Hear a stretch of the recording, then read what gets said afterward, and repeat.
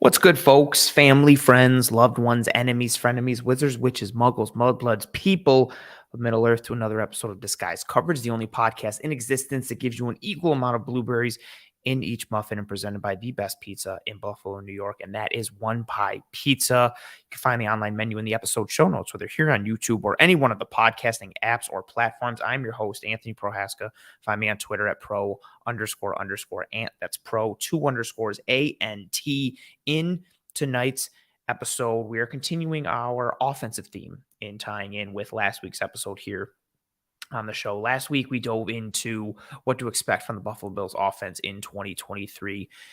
This episode, we are going to dive into the biggest questions facing the Buffalo Bills offense in 2023. Some of that could be player specific, it could be position group specific, it could be schematic, it could be X's and O's based, it could be niche based.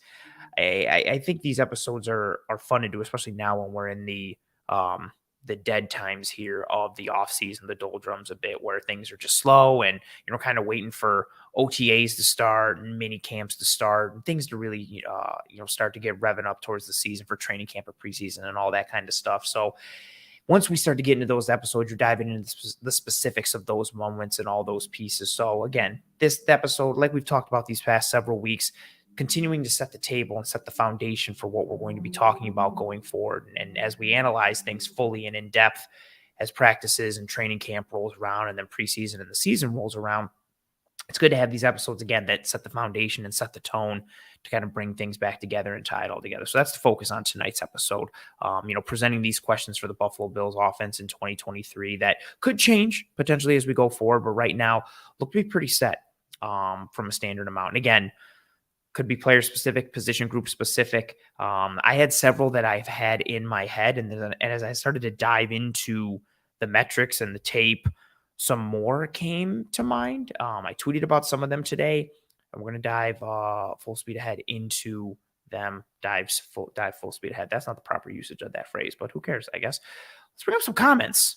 John, I think you're pretty much here every week, and I appreciate the hell out of you. John says, my wife loves your Memorial Day tree and Snoopy. Ditto here. I appreciate you folks in your household. When I say folks, I mean you and your wife. We do. We got the Memorial Day Snoopy rocking up there. We got some Memorial Day garland on the little tree. I'm very excited. Very excited. New Thanks says, what's good, Pro Ant? What's good? Welcome. Welcome, welcome. RJ in the building. Roy saying that tree looks like fireworks are going off. That's what we're trying to create here. Somebody said last year, once we were in July, someone said something about putting like phosphorus lights or something on the tree that would simulate fireworks in some kind of piece. If that's a thing and people know that, send me a link for those lights because I'd like to make it look as fireworky as possible come 4th of July time. But Roy, I like where your head was at.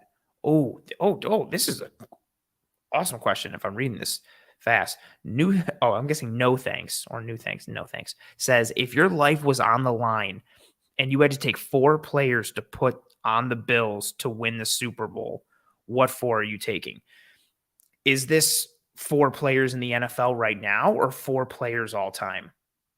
Because this is like a legitimately like tough question. If it's 4 players right now, I could probably answer that easier, but 4 players all time might be really interesting and fun. I need to know before I can answer that question. We'll see.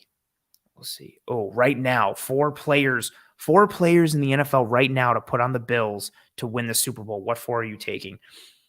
Oh, man, I'm taking Aaron Donald. This is also fun too because you play this kind of game and it's like, do you try to hurt your opponent? Like, do you want to take Patrick Mahomes because you're trying to hinder what the Chiefs can do. And so you just take Patrick Mahomes and sit him on the bench. And then it's like, oh, and then you get to the Super Bowl. But if we're in it, I'm taking Aaron Donald. I'm taking, either TJ Watt or Nick Bosa. Oh, boy, this is super hard, man. I was not expecting this. I know I'm taking Donald and either Watt or Bosa. Maybe Crosby. No, Watt or Bosa. Devontae Adams. No. I'm taking Aaron Donald. I'm taking TJ Watt. I'm taking Jamar Chase or Justin Jefferson? Oh, boy. Wait. Hold on. Now I got to get the rules here. We got to backtrack. I'm going to dive into the episode because now I got to get the rules. You're saying I don't trust TJ or Bosa for a season. Wait, so is it the season or I just need to win this one game? If this is season long, I have to have a bigger conversation. This is a bigger piece because then I'm also probably taking a right tackle as well. Man, that's an interesting question. Pose it. Give me the rules. Lay it out. Lay it out in the chat. Am I doing it for the season? Is it just for one game? Is it just for the playoffs? Lay out the rules for me in the chat. I will answer this question probably next week. I will lead off the episode next week with it because I like it. Oh, Sarah says, I'm stacking offense all day. Ooh, Pete comes in and says, Aaron Donald, Lane Johnson, Jamar Chase, TJ Watt. I might rock with that foursome. That's pretty good foursome. It is a very good, yeah. And as John says, good question. It is a very good question. I appreciate you, RJ. Shouting out the tree. All right, folks, man, that question threw me for a loop. I really like it. But yeah, no thanks. Break that down in the chat. What are the parameters for which I have to pick my 4 players? And I'm going to base it off of that. I like it a lot. Oh, he says, my bad. I'm talking your Brandon Bean's genie for this season. Don't be a weenie and take QBs from other teams. Fair. Okay. So I can pick from the season. I'm going to star this question. I'm going to lead off. I don't think I'm going to end because I really want to give this some thought. I'm going to lead off next week's episode with it or put it on Twitter or both. I really like that. That was a really good question. Ooh, I like that a lot. Speaking of liking things a lot, let's bring up the sponsor. Sometimes we bring it up at the end or the middle. Sponsored by One Pie Pizza. Told you folks earlier, you can find the online menu in the episode show notes, whether here on YouTube or any one of the podcasting apps or platforms. I'll probably plug it a little later as well. Delicious sweet sauce pie, cup of char pepperoni, fantastic cheese to sauce ratio, homemade blue cheese. They do a bunch of drives and initiatives for the community, partnering with Roswell, Toys for Tots, the SPCA, the Alzheimer's Foundation. They're really good people making really, really, really good food. Again, check it out. Online menu in the episode show notes, whether here on YouTube or any one of the podcasting apps or platforms. Get yourself some One Pie Pizza. Now let's dive into the episode. What I want to do also for this episode, you folks know how we do here on the show, especially when I'm riding solo. Love the engagement. Love the back and forth in the chat with each other, with myself. I want to know what your biggest questions are for the Buffalo Bills offense in 2023. And as I start to bring mine up, I've got several. If you agree with it, cool. If you disagree with it, cool. Let me know in the chat why, yes or no. If you have your own, put them into the chat. I will bring up everything as accordingly as I can, bring some stuff up at the end if it's not one of the things that I had. Have some engagement and some back and forth on this show. So again, whatever's on your mind, or it could be something related to anything else that's on your mind, throw it up into the chat and I will bring it up as physically possible as I can. Let's dive into it. First piece. This one should come as no surprise for those of you who watch the show regularly. I don't know how I really want to rank all of them. A lot of these tonight are like collectively, these are my biggest questions or what I think the biggest questions are. This first one though is my number one, without a doubt. Number one is Spencer Brown and the whole offensive line a little bit, as the banner says at the bottom. I don't want to continue to harp on this, even though I kind of am continuing to harp on it. Spencer Brown is a question mark for this Bills offense in 2023, and he is a big question mark. Now, that's not to say, because I want to pump the brakes here, because I know some people feel very strongly about this. This is not to say that Spencer Brown cannot or will not start to scratch that ceiling a little bit more in 2023, or that he won't take a jump towards being that player that people envision that he could be with that, perfect RAS score and the athleticism and the ceiling and the raw potential and all those pieces, right? That's not to say that, me having questions about him doesn't mean that he can't kind of be the prince that was promised at right tackle. And yes, as I've said before on the show, I understand all the injury pieces last year, the injuries in the offseason, the injuries throughout training camp, his practice reps were affected, his preseason reps were affected, just his ability to get in rhythm and get into lockstep with the rest of the offensive line was significantly impacted and hindered throughout the entire offseason, into the preseason, and then going into the regular season. And then he was banged up in the regular season as well. Yes, I know that impacted his play last year. Very understandable, very acceptable. But at the end of the day, right now, Spencer Brown is a question mark. And even if you think, you know what, I think now that he's healthy, he's going to have a really good season. That's fair. That's fantastic. You're basing that on hope and you're basing that on optimism.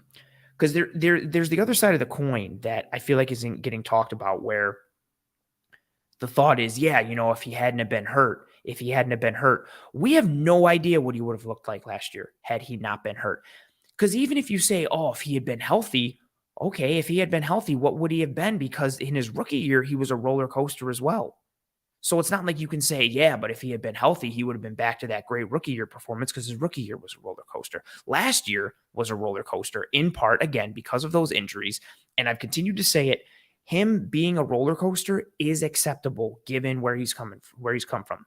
8-man football in high school, went to the University of Northern Iowa, opted out in the COVID year. All these pieces I've talked about. He wasn't going up against pro-ready talent in college. He doesn't have a ton of experience. He's a very raw player. He's a toolsy guy. He's a traitsy guy. He's a physically impressive dude at right tackle. But he needed a lot of time on task to refine his game, refine his technique mentally as well as physically. This is a person who is learning to play right tackle on the fly, on the job in the NFL. That's a super, super, super hard thing to do. So I think it's very understandable why he has struggled. Again, the injuries, the combination of the injuries plus him being raw and being more of a project, it's all very understandable. But at the end of the day, no matter how you slice it, he is a question mark for 2023. And if you believe that he will, reduce the ebbs and flows of his game, and he will get off that roller coaster and he'll reduce the valleys that go with the peaks, that's awesome. But you're basing that on hope, because what we've seen is a player that has been, like I continue to say, very mercurial in his performance, especially from a pass protection standpoint. So per PFF, they have a lot of good advanced metrics for offensive line stuff. So per PFF, the percentage of pressures by the defense that were charged to offensive line positions on Josh Allen dropbacks. This was out of 50 qualifying quarterbacks. The Bills at right tackle. Now, this is some Spencer Brown, some David Quessenberry. The Bills were tied for 8th from their right tackle position at 27.5% of pressures coming from that right tackle spot. No other spot on the Bills' offensive line had a higher percent of pressures by the defense charged to that spot than 18.3%. So left tackle, left guard, center, right guard, none of those spots on the Bills' offensive line had that pressure rate higher than 18.3%. But at right tackle, it was 27.5%. For as much as Roger Saffold was awful, for as bad as Roger Saffold was at times, right? Wasn't worse than that right tackle spot. He kind of held it down more in pass protection from that metric standpoint than the right tackle spot did. Now, granted, again, that's not all Spencer Brown. Some of that is David Quessenberry as well. So let's focus a little more on Spencer Brown. So that metric was per PFF. This next one is per Sports Info Solutions.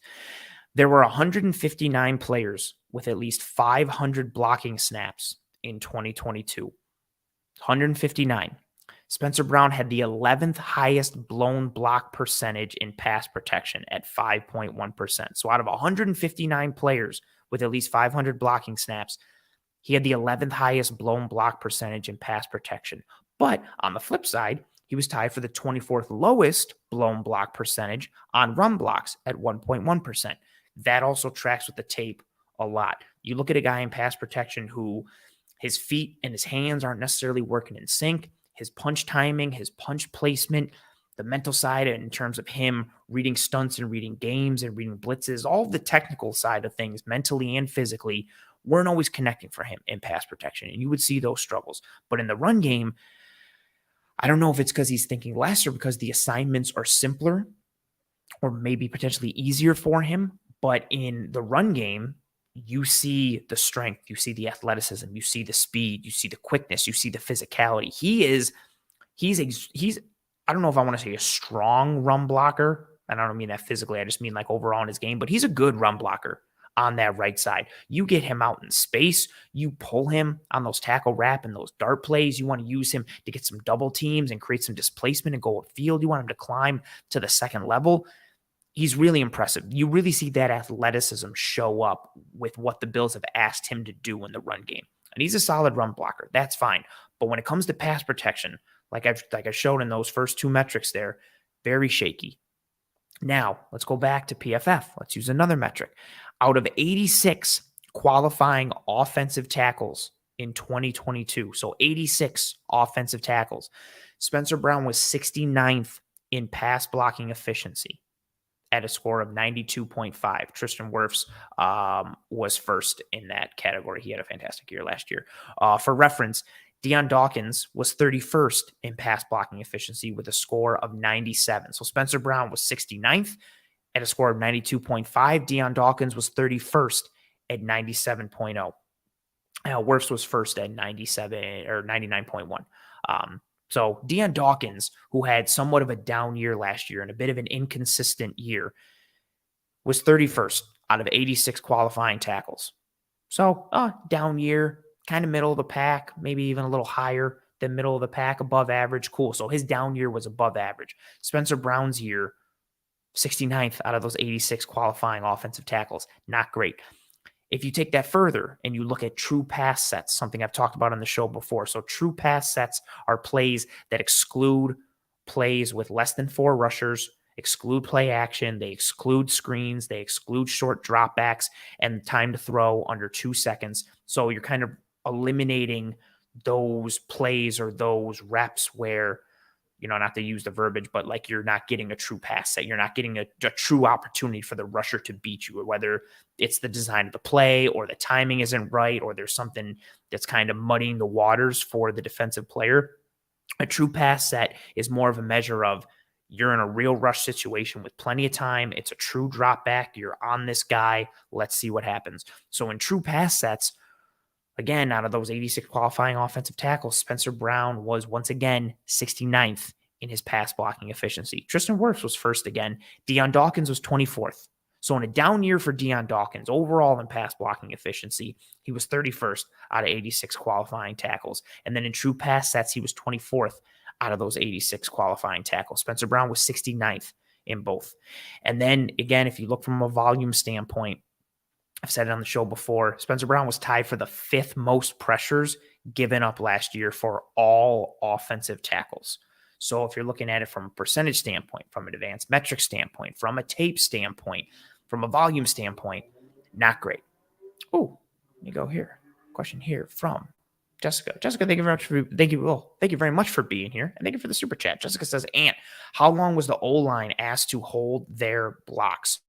Oh, this is a very good question, Jessica. And let me go look that up, because Josh Allen did hold onto the ball last year more than normal. Some of it was the play calls, some of it was Allen, some of it sometimes was the protection. But let's see if I go here and look up time to throw. So Josh Allen's average time to throw last year was 2.87 seconds. And that was the 1, 2, 3, 4, 6, 7, 8, 9, 10, 11, 12, 13. That was the 14th highest for quarterbacks last year. But it is decently on the high side. If you're getting around 3 seconds, that's pretty high. So fair credit to the offensive line. They were asked to hold their blocks for a little longer at times, but very good question. Very good question. So on average, Josh Allen's time to throw last year was 2.87 seconds. Usually if you're getting the ball out around 2.5, that's fast. That's quick.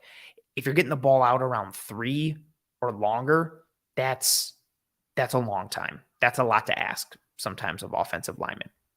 Very good question. Very good question, Jessica. I like that a lot.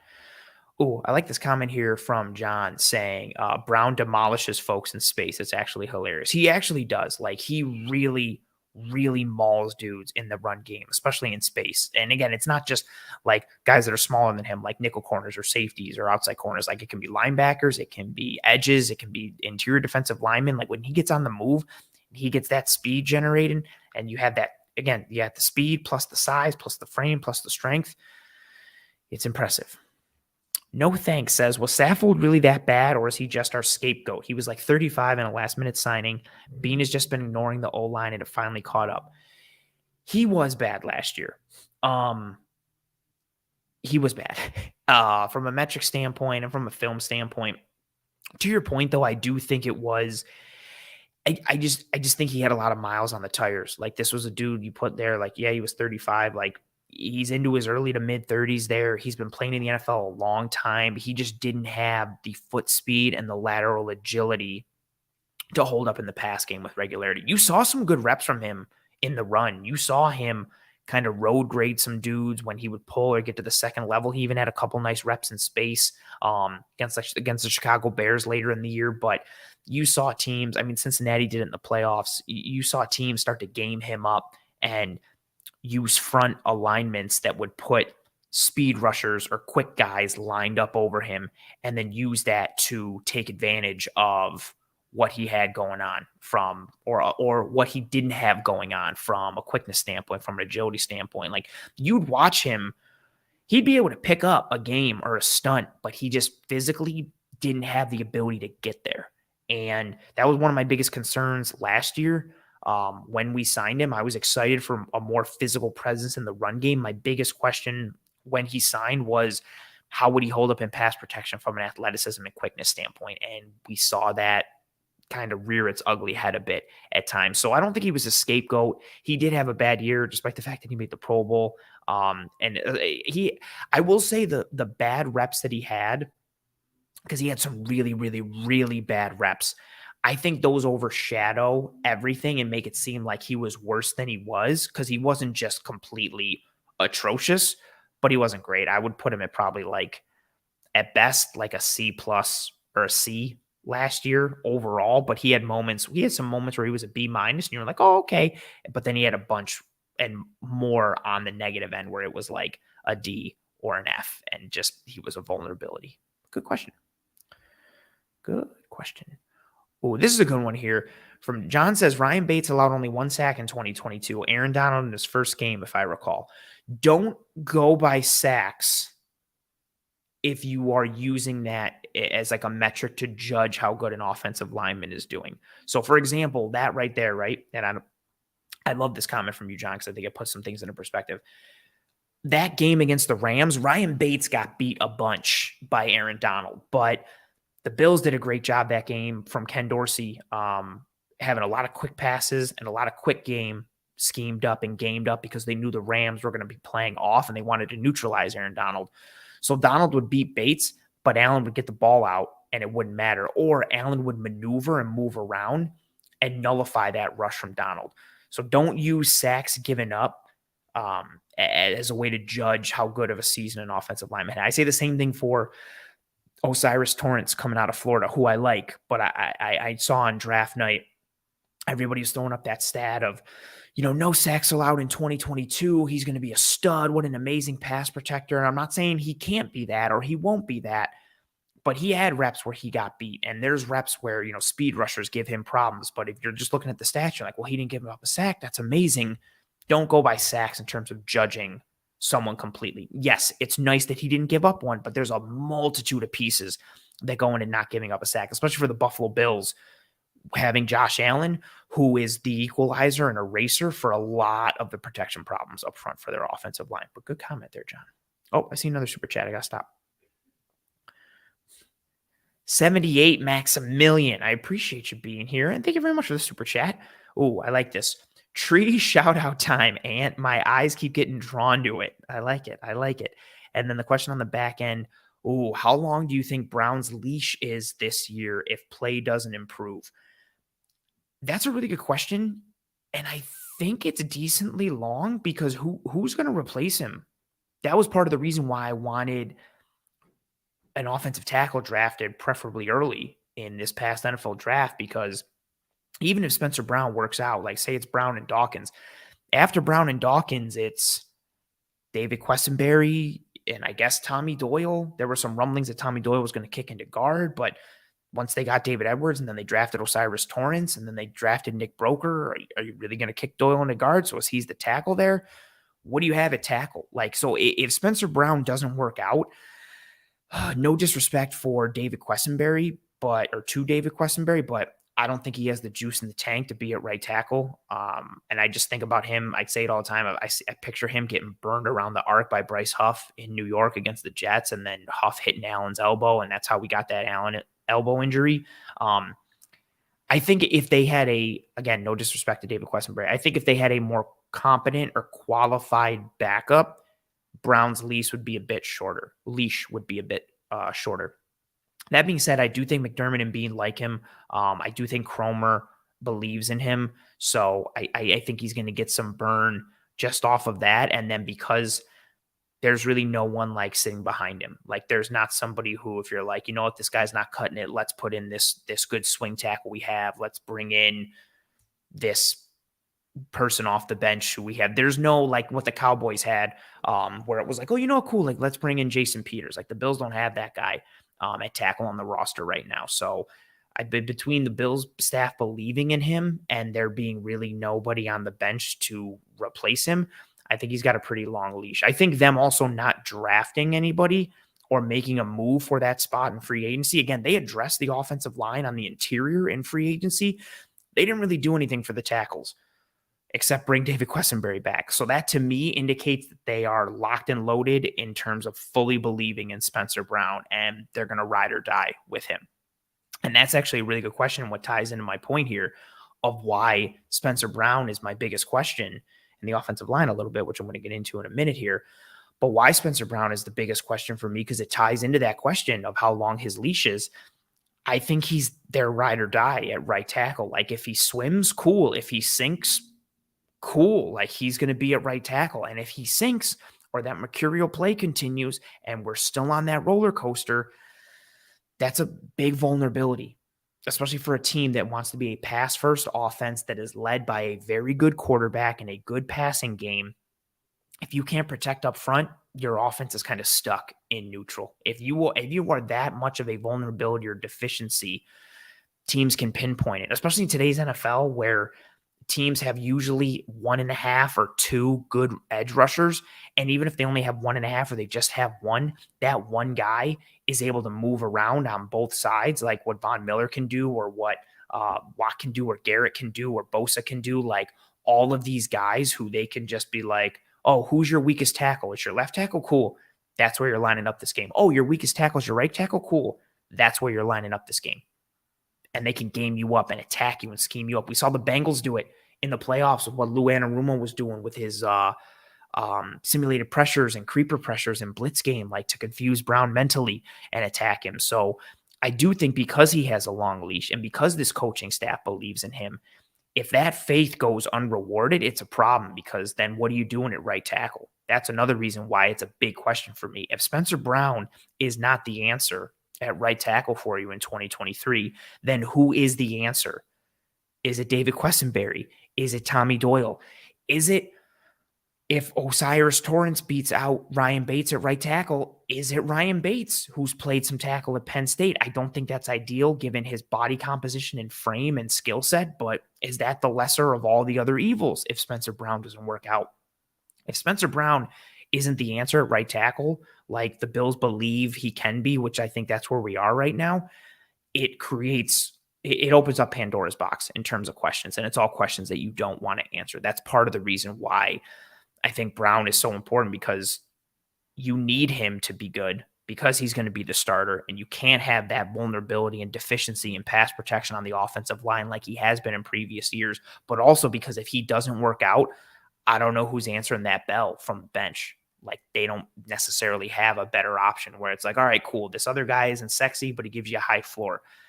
Questenberry, I think, is just as much of a roller coaster because where he is physically in his career with how much miles he has on the tires or how many miles he has on the tires. Pete says, Ant gave out all those awful stats from us at right tackle, and the team decided they wanted to run the same guys back again. Yep. Eighth most percentage of pressures charged to right tackle in the entire NFL last year. So again, that's your Questenberry and your Spencer Brown spot. And no other spot on the Bills O-line had higher than 18.3. So for all intents and purposes, right tackle was a bit of a weakness, to kind of understate it a little bit or undersell it. Right tackle was a weakness on this Bills offensive line, and the Buffalo Bills ran back their starter and their number one depth guy in Spencer Brown and David Questenberry. So fingers crossed that that'll get better. The other piece that I have here and that I put in parentheses there, talking about the offensive line, or the whole offensive line a little bit, I think it's fair to have a question about what the guards are going to look like this year. How much of an upgrade is Connor McGovern, their splashiest free agent signing, at least from a monetary perspective? How much of an upgrade is Connor McGovern at left guard over Roger Saffold? For me, I don't think it has to be a ton. He doesn't have to be an all-pro. He doesn't have to be a stud. Like I said, I think for the majority of the year, Roger Saffold was at like a D or a C plus or a C. I think Connor McGovern can realistically and regularly be anywhere from a B minus to a B. And I think that's an upgrade. It may not be the sexiest upgrade. It may not be, newsworthy or noteworthy, but if you're going from a D to a B minus, or you're going from a C minus to a B minus, that's a full letter grade. Like, you're raising the floor. I also do think McGovern will do well given his athletic profile and the kind of offense the Bills have run. But again, it's still a question because we haven't seen him function within this team and on this roster and in this system necessarily, this exact system anyway. And then you have the right guard piece as well. We touched on it last week. I'm not going to dive too much into it again, but is Ryan Bates starting at right guard? If not, is it Osiris Torrance? Okay, if it's Osiris Torrance, now you've got a rookie right guard next to a third-year right tackle who's been very up and down in his play, who's been very mercurial in his play. Does that start to affect Torrance? How much does that help Spencer Brown? Would you rather pair Spencer Brown with a vet? Like, all these pieces start to kind of align in certain ways and create some questions for you. That's where my number one question is for this Buffalo Bills offense. It starts with the offensive line. It's 70% Spencer Brown, 30% the rest of the offensive line in terms of how it aligns and how it fits together. I'm more confident in the rest of the group. Like, I'm pretty confident in McGovern. I like Ryan Bates and I like Torrance as well. So I think from left tackle through right guard, this is a group that's fine. I'd love it to be, a group that has one or two all pros on it, or guys towards the top of their field, but it's fine. I think the Bills just need to be a top half of the league offensive line. That's it. Just give me a 15, 14, 13 in terms of your offensive line ranking. Reduce all the ebbs and flows, reduce that roller coaster with the sudden valleys to go with the peaks. And a lot of that for me is going to be tied to, the new guys, if it's McGovern and Torrance or just McGovern.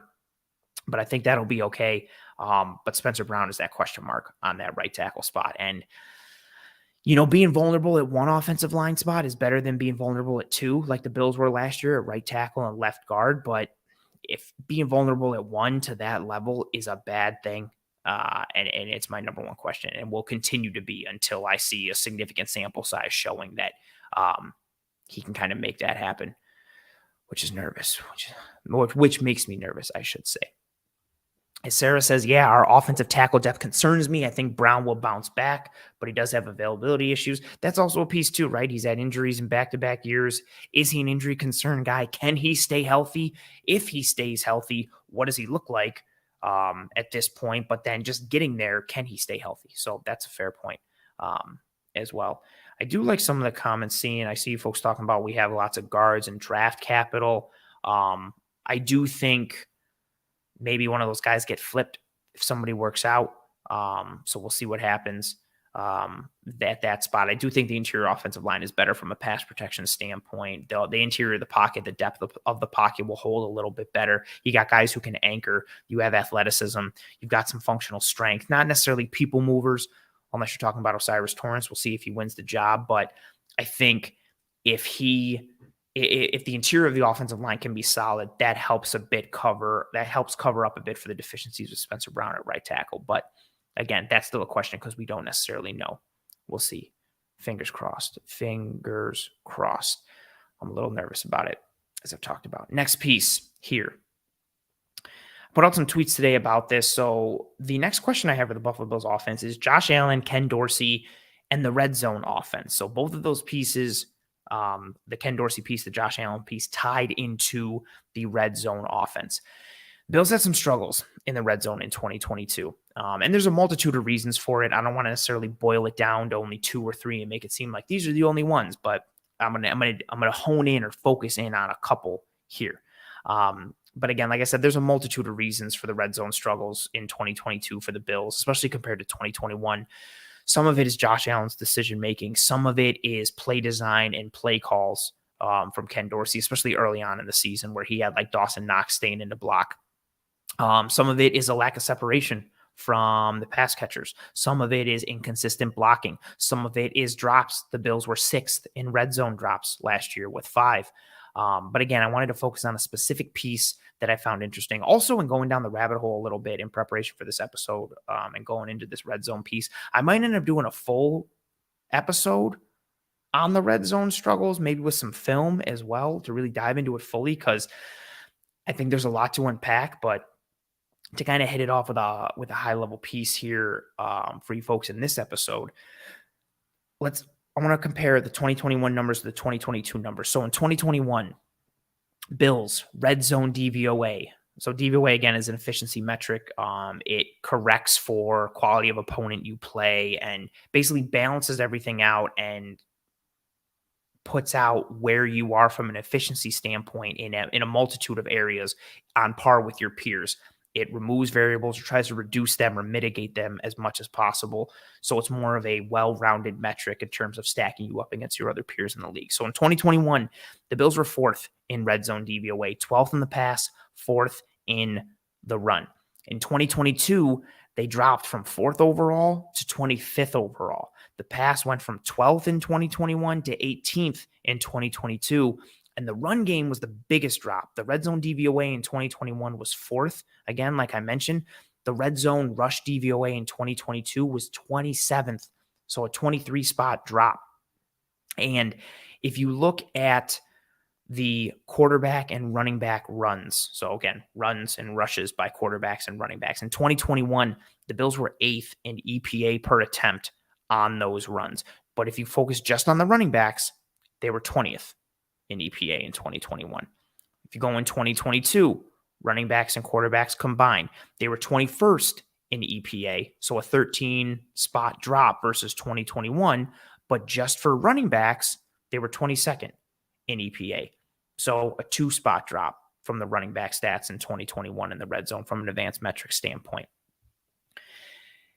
Also, if we want to go into it too, in 2021, they used more play action and more RPOs in the red zone. The Bills were 3rd in play action in the red zone in 2021 with a 21% play action rate, and they ran play action 51 times. They also had a 21% RPO rate, which was 4th, and they had 50 RPOs in the red zone versus 2022, where they ran play action 18% of the time, so a 3 percentage point drop, which was 9th, but only 33 plays, which was an 18 play difference. And then RPOs, they went from, again, a 21% RPO rate in 2021 to an 11% RPO rate in 2022, so a 10 percentage point drop, making them go from 4th in 2021 to 15th in 2022, and a big play discrepancy. 50 RPOs in the red zone in 2021, 19 RPOs only in 2022.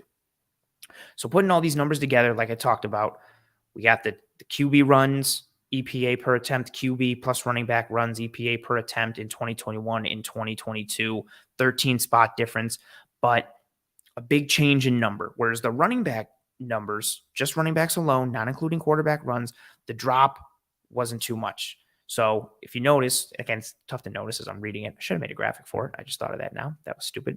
So if you connect the dots, if you look at the quarterback, running back EPA difference, that was a big change. Because if you just look at the running back EPA per attempt, it didn't differ too much. Again, they went from 20th in 2021 to 22nd in 2022, and they went from an EPA per attempt score of 0 in 2021 to negative 0.7. So only a 0.07 change in score.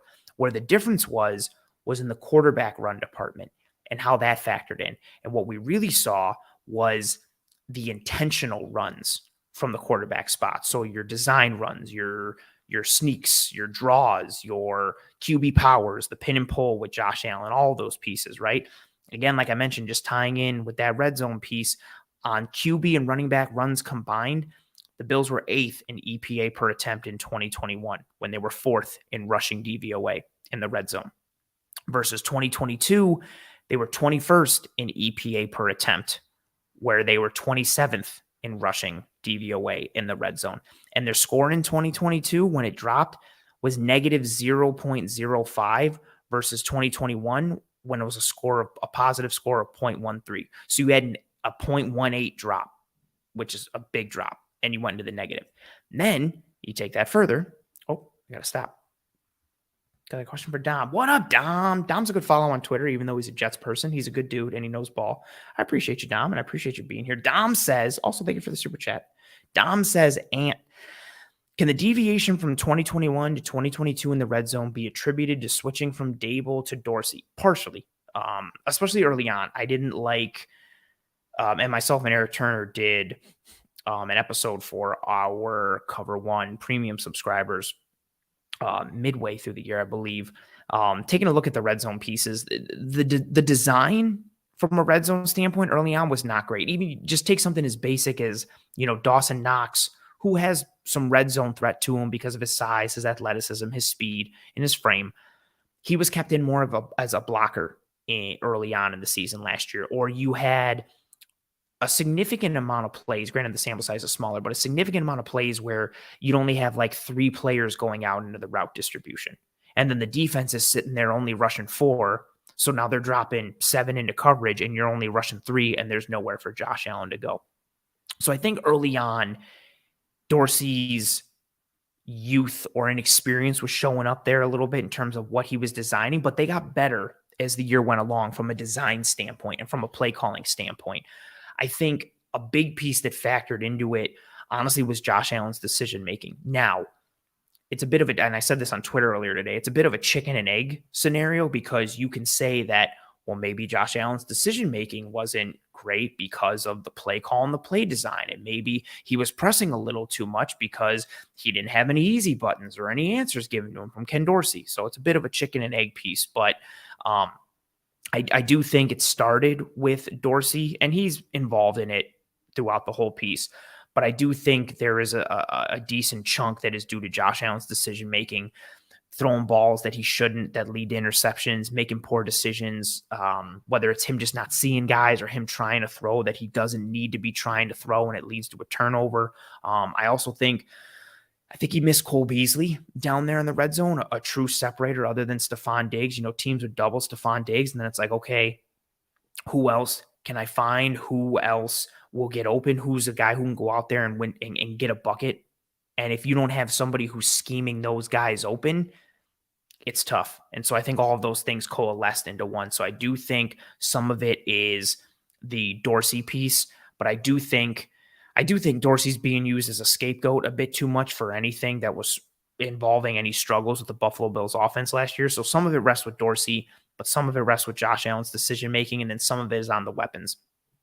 Guys just not being able to separate just because of their skill set or their individual ability, inconsistencies with the offensive line play. And I do think a lack of effectiveness on the ground, which I'm going to get into in a minute. So that way teams sold out more for the pass, and they were just like, cool, we're just going to flood the red zone with 7 or 8 dudes in zone coverage, and we're going to try to make you beat it. And when you have that condensed part of the field down there where you've got the back of the end zone as a natural boundary and you've got the sidelines, it's almost like you got 3 extra defenders. And if you're already flooding the zone with 7 or 8, and then also if you can just rush 3 or 4 and get pressure with those 3 or 4, all of these things kind of go together. So yes, I do think switching from Dable to Dorsey definitely had an impact, but I don't think that's the sole reason. I don't think it's just like, well, it's all on Dorsey, as some people are making it out to be. But good question, Dom. I appreciate the hell out of you. Also appreciate the kind words that are coming through, and some people saying some nice things about me in the chat. I appreciate you folks.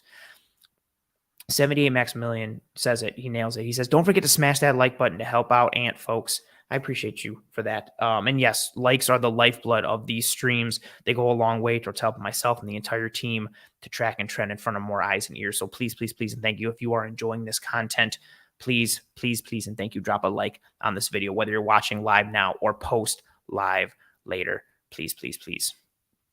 Oh, Victor says, so if it looks cheesy and not creative this year again, then can we blame Dorsey?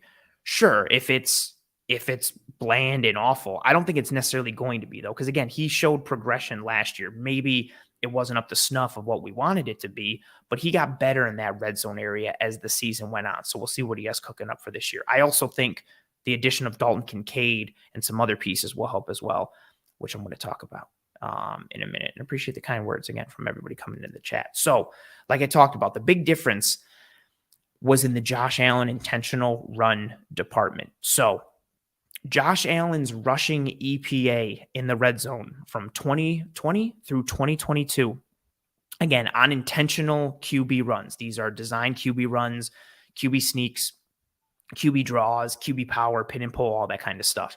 His EPA on these runs in 2020 was negative 2.29. Not great. 2021, it was 8.96, which is fantastic. But then it dipped back down again in 2022 to negative 1.75. Now, again, that's on intentional runs. On scrambles, the difference was a bit negligible. So if you're looking just on Josh Allen's rushing EPA on scrambles alone, 2020 it was 0.21, jumped up to 3.9 in 2021, and then dropped a little last year, but only down to 3.12.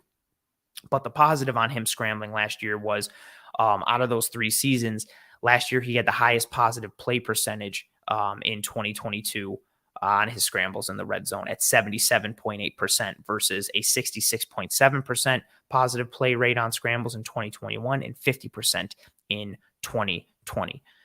So that intentional run piece started to suffer. Now, for those of you who may, I think like initially are going to go into and be like, oh, well, the elbow piece, the numbers didn't change that much from an intentional run standpoint once he had that elbow injury. I did the splits and I don't remember the numbers offhand, and I don't remember the numbers offhand because they weren't significant. The difference was negligible. That was the first thought I had. I was like, oh, let's see what it was once he had the elbow injury, but it didn't really matter too much. Now, if you're looking at it from a passing standpoint, this is where it starts to get a little murky.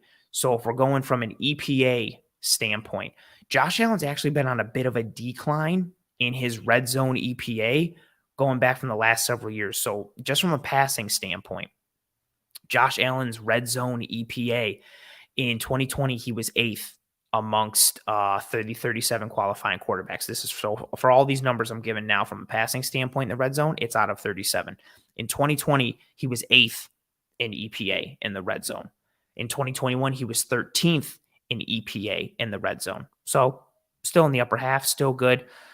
2022, he dropped to 36th in EPA in the red zone. And that 36, again, is out of 37 quarterbacks. So he was the second worst quarterback in terms of EPA in the red zone last year. Now, a significant piece of that is going to be the interceptions. When you are literally taking points away from your team by turning the ball over, that's going to significantly impact your expected points added in a negative way because you are literally removing the opportunity for points. So that's a huge piece for why his EPA dropped so significantly in 2022. Positive play percentage was similar for all 3 years. 2020, he was 15th. 2021, he was 16th. Last year, he was 15th. Interception percentage is where we saw the changes. So 2020, he was tied for the lowest interception percentage in the red zone because he threw no interceptions in the red zone. 2021, he was 22nd out of 37. Again, the lower the better for this one, because it's interception percentage at a score of 1.6%. And then last year, he ballooned up to first in interception percentage in the red zone at 6.5%. He also, from a volume standpoint, led all quarterbacks in red zone interceptions with 6. Now, again, some of that you can attribute to what's the play design and what's the play call and what's Dorsey scheming up for him and who's he getting open and where are the easy buttons and all those pieces. And I do think that is a fair comment. I do think Ken Dorsey needs to get better. I'm not absolving him of any fault or any criticism, but some of these interceptions are on Josh Allen. You know, I think of the one in New York where he didn't see the underneath defender, and I forget who he throws it to, but he throws it right to him, and it's an interception. I think of the interception in the second half against the Green Bay Packers that he does not need to throw. I also think of some of the plays, again, and I talked about this one last week, end of the first half of the game against the Patriots. No, not against the Patriots, against the Miami Dolphins on Saturday night, the second game against Miami.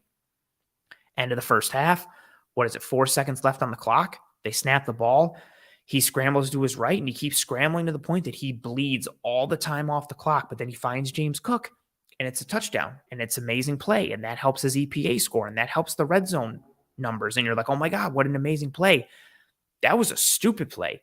You bled all the clock, At worst, the high percentage opportunity would have been snap the ball. If your read isn't there, chuck the ball away. So hopefully there's a second left on the clock. You kick the field goal. Cool.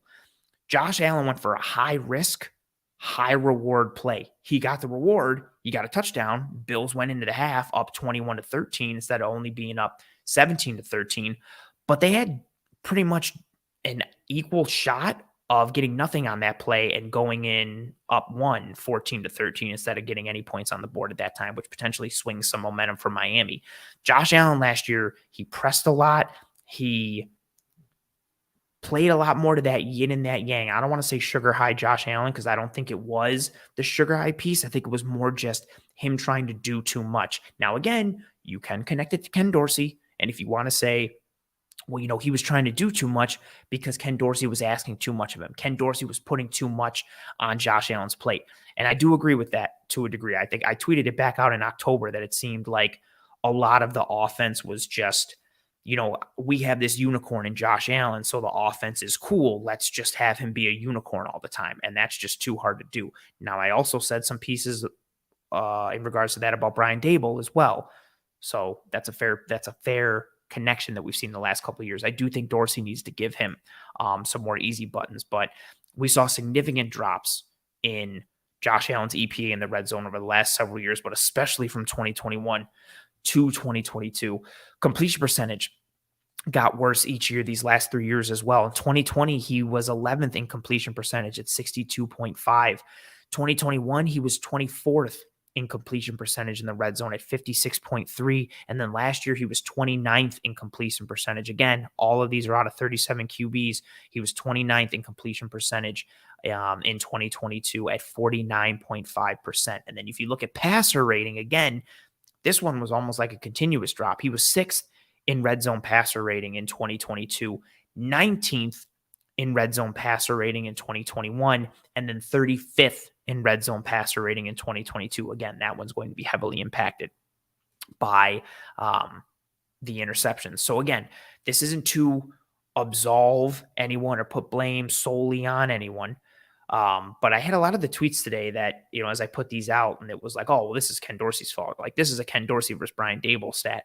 And it is to a degree, but some of the onus has to be put onto Josh Allen and his decision making. Again, though, there's a lot of chicken and egg scenario in terms of which came first and how they all connect and tie together, which is always one of my themes on this show. Very rarely is one player or one side of the ball or one coach or one moment the reason why a game was won or lost. There is a multitude of variables that happen throughout an entire game that decide the fate of any NFL game.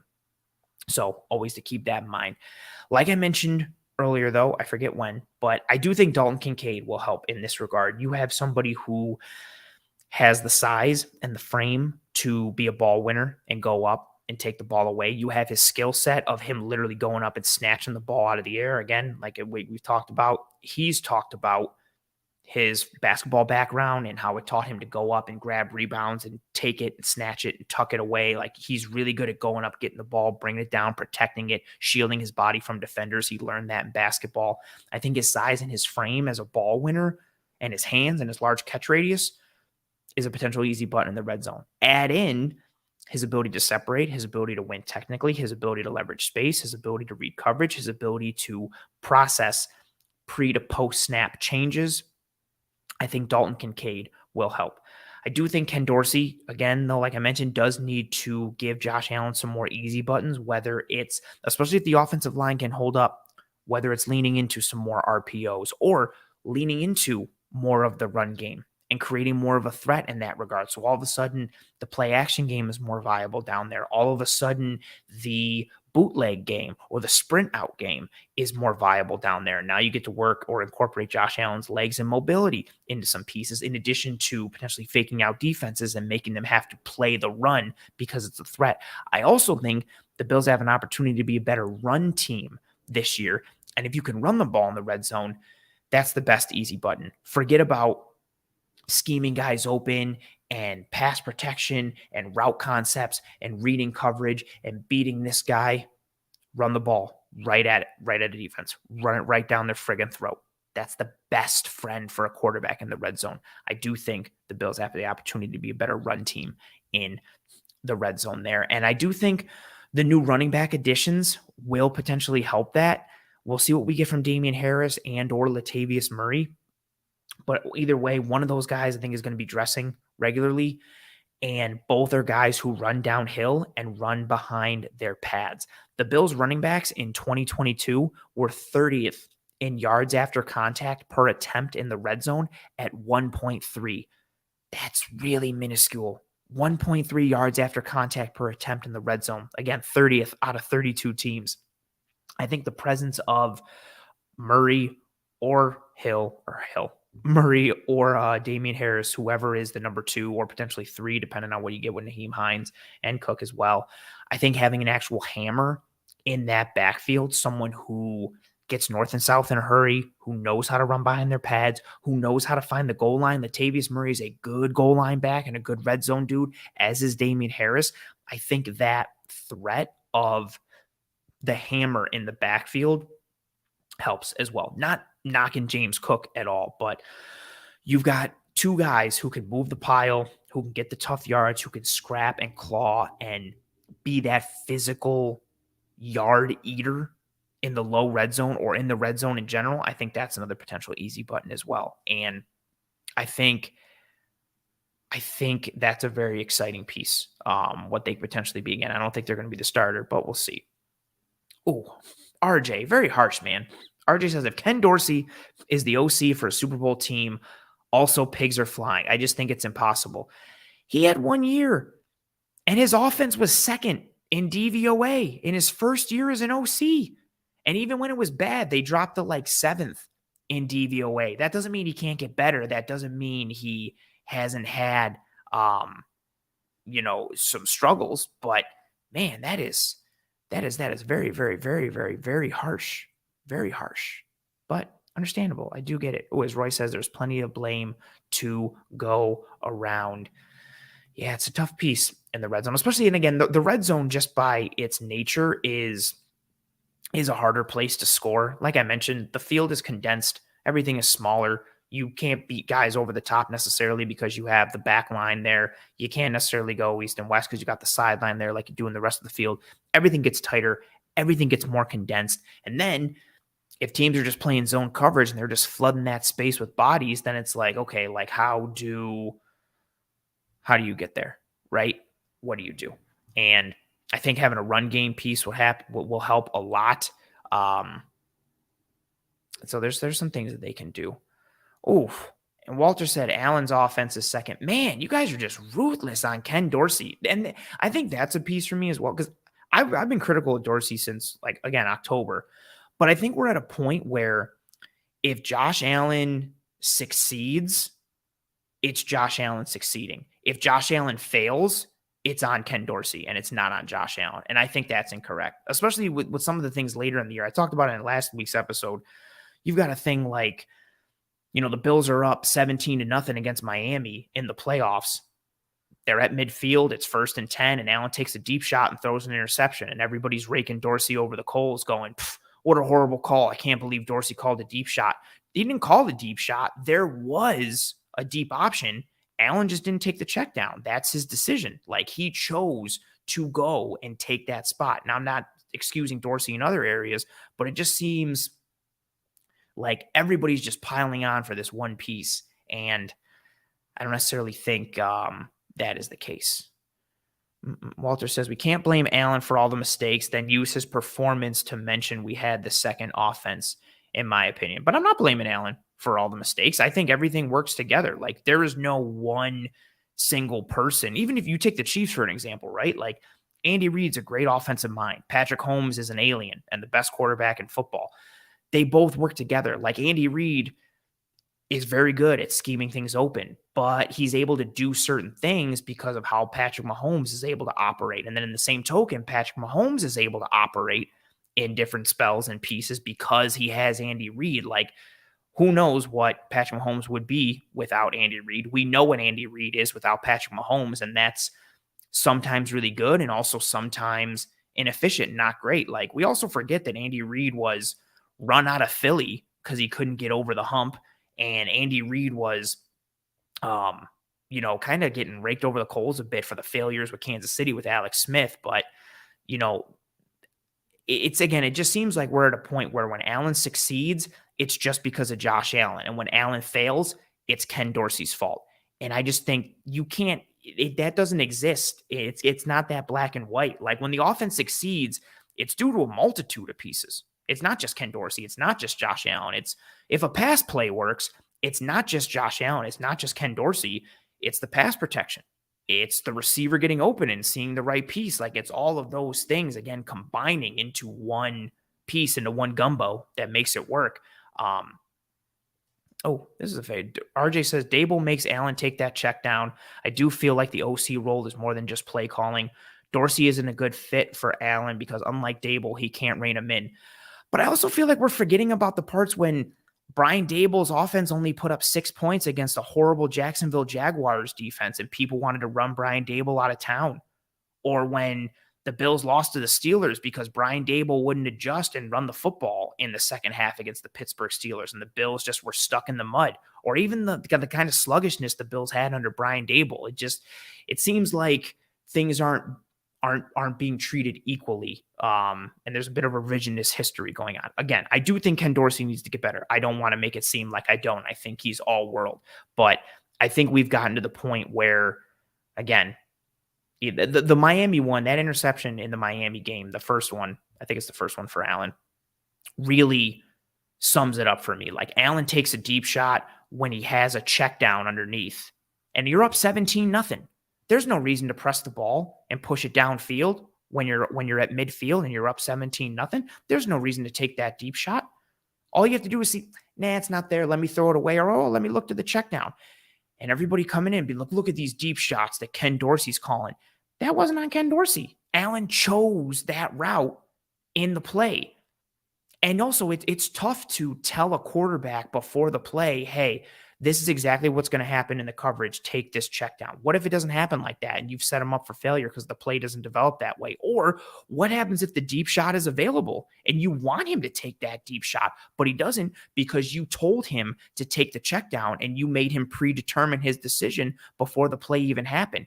You need him to be able to read it out. And Josh Allen needs Ken Dorsey to provide him some of those easy buttons. And they all come together. So we'll see what happens in that regard. Very interesting conversation, though, to have. Another piece in this conversation. This one's more of a general one. It's less analysis, more of just a general question. I think a bit of a fun question. Who or what is going to be the secondary pitch for this Buffalo Bills offense? So if we're looking at it from the primary piece, we know what the Bills' fastball is. We know it's that passing game. We know it's the Josh Allen piece. Actually, I want to go from Joe. Joe says, I also feel like Josh Allen had a lack of trust for whoever his slot target was. Not having the safety valve and B's really affected Josh's decision-making. That's absolutely true. I mentioned it last week. I think the Bills had 4 of the top 50 players in drops, with Gabe Davis, Devin Singletary, Isaiah McKenzie, and Dawson Knox in terms of drop percentage. They had 4 in the top 18. I think Davis was 1, Singletary was 5, McKenzie was 6, and Dawson Knox was 18 in terms of drop percentage. And a lot of those guys work on the interior from the slot standpoint, or if you're Knox, you're in line, you're working over the middle. We saw, I think, that lack of trust. We saw it even from week 1, like when the Bills smoked the Rams, Isaiah McKenzie drops that ball, it pops into the air, interception. I think that piece influenced things as well. And then also from a schematic standpoint, Cole Beasley, when he was here in 2021 and 2020 2020 was an all-pro receiver. 2021, when he was healthy, he still had a ton of juice. He was a walking separator in the slot. Cole Beasley versus zone versus man, you needed him to get open on a crucial down. Bang, he got open. And when you're pairing that with Stephon Diggs, that's a really dangerous piece anywhere, but especially in the red zone. I think that's a great comment from Joe. And again, that's another piece that's not getting taken into account, right? Scheme these guys open, or schematics and play design. What happens if the guys are dropping the ball or the guys aren't getting open? Also, another piece with the Ken Dorsey piece as well, and I've seen people talk about this. There'd be 2 guys in the same spot, and everybody would be like, oh, well, another example of Dorsey's offense falling apart. Some of those aren't on Ken Dorsey. Some of those are the receivers making the wrong read and then going into the same spot. Now, if you want to say Dorsey needs to simplify things and not have such a read-based offense, that's fine. But it was working in a similar fashion with other players. Now it's not. We have to kind of, you got to take a look at both sides. I like this comment there from Joe. This, I think, is a good comment from Jessica. Jessica says, Ant, my worry is Dorsey and Josh are two peas in the pod. You made an already QB-centric offense even more QB-centric. Two QBs answer to offense's issues, more QB. I think that's a fair point. And I also think the fair point of, and I mentioned it last week, Josh Allen, my bigger worry, I think Dorsey can get there schematically and from an X's and O standpoint. I do think it's fair to question it. But a big worry for me is, Josh Allen, like I've said, he goes for the throat. He wants to get as much blood from every stone as he can. My worry is I think Ken Dorsey is like that as well. And so when Josh makes a mistake and is like, I got to come back and get it all back in one play, I'm worried that Ken Dorsey might be like, yeah, I agree. Let's try and get it all back in one play. And it's like, ooh, like that kind of worries me. If you've got the OC and the quarterback both out for blood in the same way, then I think that's when those things start to snowball and things start to build up. I want to see if Dorsey can rein himself in and Josh Allen in a bit more in this next piece. So we'll see. Let's see. I don't want to keep picking. I got to get off this topic, but as RJ says, at Joe, I think not using Knox as that safety valve until late in the season didn't help. Dawson Knox also had a horrible drop rate for tight ends, though.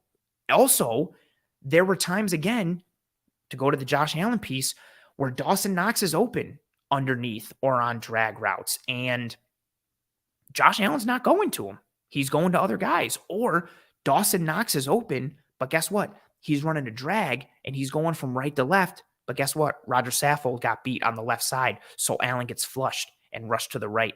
There's all these things, again, that add up, and I'm not saying it to give Ken Dorsey a pass, but all these examples that keep being laid at the feet of Ken Dorsey can't just be completely laid at the feet of Ken Dorsey. There's a multitude of variables and factors that all connect.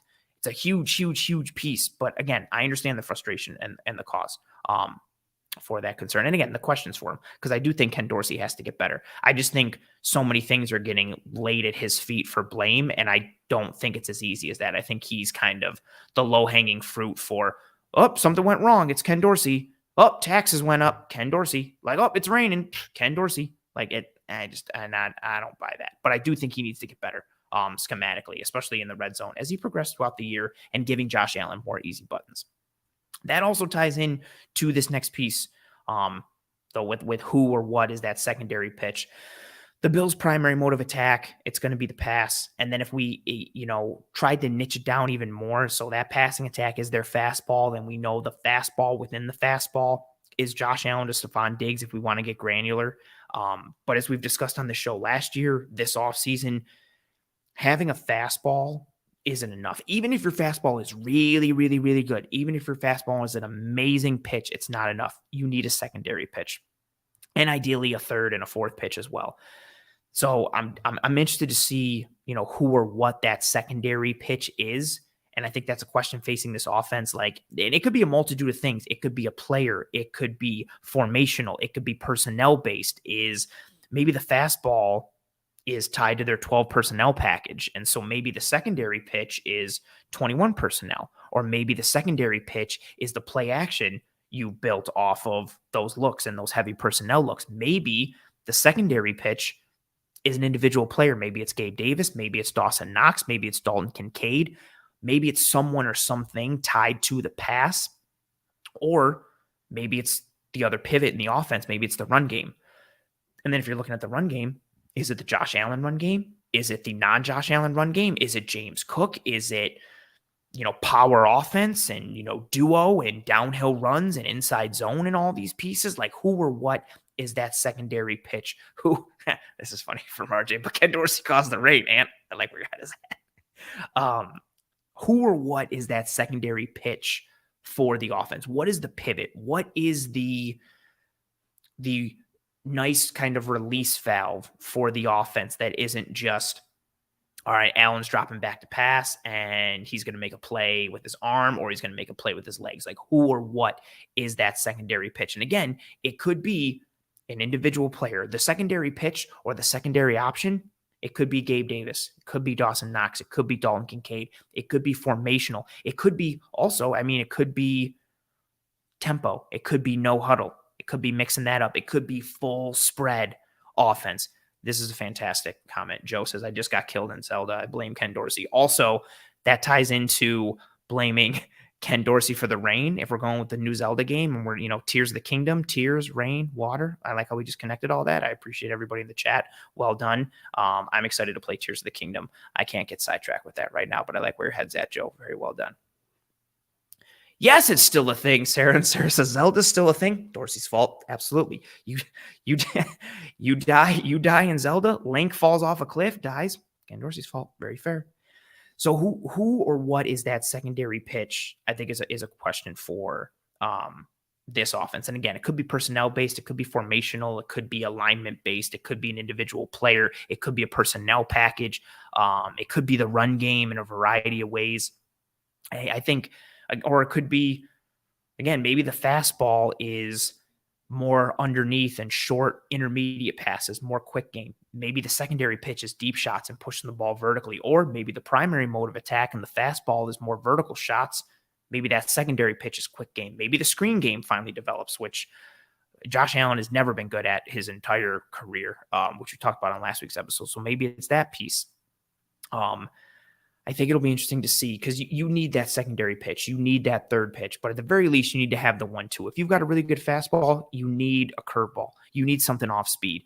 Fastball changeup, fastball curve, fastball slider, something. You need that ability to change locations or change speeds. Or even with your fastball, you can't just pound it low and away. You have to work in a variety of ways. You got to go high and inside. You might have to go low and inside. You might have to go low middle, maybe a little chin music. There's a variety of ways to throw those pitches. Ooh. The Tree, I appreciate you being here. I appreciate the super chat. The Tree says, second year Ken Dorsey and a healthy Josh and an improved offensive line / weapons. I believe going from number 2 to 1 in DVOA offensively is something I'm expecting. Am I crazy? Hold on, I want to go to this comment because Walter says, damn you, and I jumped out of this pod to try to forget about Zelda for a few hours, and here you are bringing it up. Don't blame me. That's Joe. But I will take some blame. But just like the offensive struggles, it's not just me. It's not just Joe. It's a little Ken Dorsey. It's a little Josh Allen. It's a little offensive line. It's a little weapons. It's all of it. But that's funny. I do apologize. Back to the Tree. I don't think it's crazy to think that the Bills could be the number 1 offense in football. This offense was cooking last year. I think you're just banking on the idea of, okay, Ken Dorsey learned from his mistakes in year 1. And is going to improve in the areas he needs to improve in. What you can also have, right, is because you can win with 2 ways. You can win in 2 ways. You can win with scheme or you can win with talent, right? And maybe Ken Dorsey doesn't improve at all in terms of play call and design. Maybe he doesn't improve at all, but maybe the offensive line improves so much that Josh Allen just has all this time and guys eventually separate. Or maybe the addition of Dalton Kincaid and Deontay Hardy, maybe they're just these separators and these guys who win and fit with what Josh Allen needs. And so maybe the play calls and design don't get better, but the players got better and there's more consistency out of the slot and the weapons are better. And maybe Gabe Davis, because he doesn't have a bum ankle for the first half of the year, maybe his performance is better. And all of a sudden you're winning with talent. Or maybe the offensive line is still meh and the weapons are still meh, but Ken Dorsey improved so much as a play caller and designer that he's better schematically this year and better from an X's and O's perspective. So I don't think it's crazy to think that. Again, you usually are for the entire offseason how you finish the year. And the Bills offense finished the year in a horrible fashion with the way they fizzled out against Cincinnati offensively and defensively. And when you add it up with some of the struggles from the end of the year, I think the thought is, man, this Bills offense was so bad last year, and that's not the case. Similar to, I talked about, I think on last week's episode, the year before, the Bills just had 2 crazy track meet performances against the Patriots in the wild card round and then the Chiefs in the 13 seconds game. But their offense was super sluggish going into those games. And then all of a sudden they hit their stride and caught fire. And people forget about the struggles because the year ended, but they were amazing. So they were an amazing offense. think it was the flip side, the opposite side of the coin in 2022. So no, I don't think you're crazy for expecting that. I do think it's going to be tough to dethrone Patrick Mahomes and Andy Reid as the number one offense in anything, whether it's DVOA, whether it's explosive plays, whether it's scoring. I think it's going to be tough to dethrone them, or maybe even the Eagles, just with the talent they have and the system that they have, and Hurts plus the offensive line, plus their running backs, plus their receivers, plus Dallas Goedert. Like, that's a tough piece. But no, I don't think it's crazy to expect that. It's just you're banking on either one or both in terms of the scheme or talent getting better. And I think they will get better in both. I think the talent is better from a dynamic standpoint, from a skill set standpoint. I think Ken Dorsey will be better. So I do have faith in that. I do. Again, Ken Dorsey, I've been critical of him all year last year, starting again, I think in early October. But he did have some positive things, and he was a first-year OC. So, see what he does in year 2 with some improved weapons and an improved offensive line, and we'll see what we get. Ooh, AK Cash says the secondary pitch could be bootleg play action because I think Allen is going to be chilling in the pocket most of the time with our new guards. I would like that very much. I would like that very, very, very much. This is a good comment from Sarah. Sarah says, I think Dorsey will come out with a chip on his shoulder. I'm not worried about the start. Just hope he's got more answers when the D catches on and adjusts. That's a concern for me as well. Even if you tie it to last year, week 1 and week 2, I'm just using those as low-hanging fruit. The game plan was great against the Rams. The game plan was great against the Titans. Ken Dorsey gave Josh Allen all the answers. Like, credit to Josh Allen for pulling the trigger, but Dorsey was giving him easy buttons and all the answers to the test left and right in week 1 and week 2. Defense started to catch on a little bit, and I think Dorsey had less answers as the season progressed. Now, he's got an entire offseason to look back and see what answers he should have created, what questions defenses were asking of him, and how he kind of got put into specific situations. And so we'll see that adjustment piece. I'm hoping he learned from the back half of last year, and then we'll use that to kind of propel them forward. It's going to be an interesting piece. Ooh.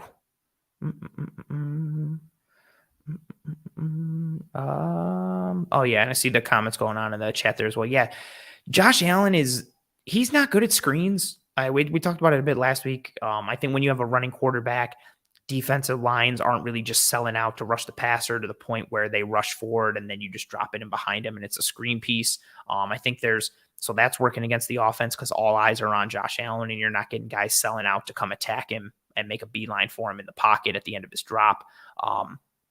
Also, just his rhythm and his timing with it. I don't think he has that touch or the timing or the eye discipline to mislead defenders when it's going to be a screen. Like, if it's a screen to the running back, like, he snaps it and you can tell, like, oh, it's going to be a screen. He's better at some wide receiver screens, like smoke screens and things like that. But your running back screens out of the backfield, yeah, it didn't work under Dable. It didn't work in Dorsey's rookie or in Allen's rookie year. It didn't work last year with Dorsey. Like, it's just, yeah, some of it is, I think a lot of it is on some of it is on the way, again, defenses play Allen and the Bills offense, but I think a good chunk of it is on Allen. Like, he's just screens take practice and talent and timing. Like, don't think that screens are like the easiest thing. The offensive line timing, the deception that you create with the formation and like your alignment starts from a play calling perspective, but then the execution piece within the play, how you sell it as an offensive lineman, how the running back sells it, how the quarterback sells it, and then the quarterback needs the timing and touch. There's a lot of moving parts that go into it. And yeah, it just has not worked in Allen's tenure. I've given up hope on the screen game, especially from a running back screen perspective. Like, I just can't do it. I just can't do it anymore. So the secondary pitch is an interesting one. And one of those pieces that I would like to see be a secondary pitch ties into one of my other big questions, which is the effectiveness of the run game and the style of the run game. So overall last year, the Bills finished 11th in rushing DVOA in 2022, which was good. They almost had a top 10 rushing attack to go with a number 2 passing attack and a number 2 offensive DVOA overall. But they got better as the year went on. So weeks 1 through 10, the Bills were 16th in rushing DVOA. So not bad. And this also includes Josh Allen runs. So take that kind of with a grain of salt and put that in your mind as well.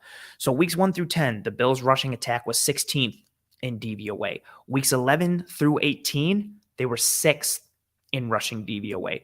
If you want to break it up to the first half of the season from 8 games to the back half, 8 games, you look at weeks 1 through 9, they were 15th in rushing DVOA.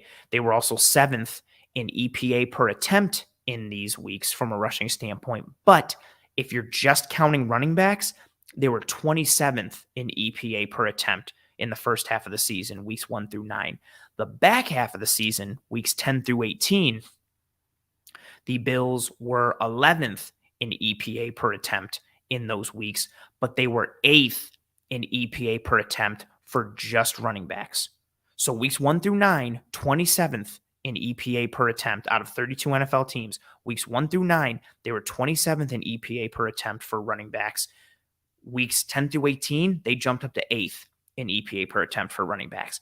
And Devin Singletary had a good year down the stretch, but James Cook became more of a focal point in the run game down the stretch for the Buffalo Bills, weeks 10 through 18.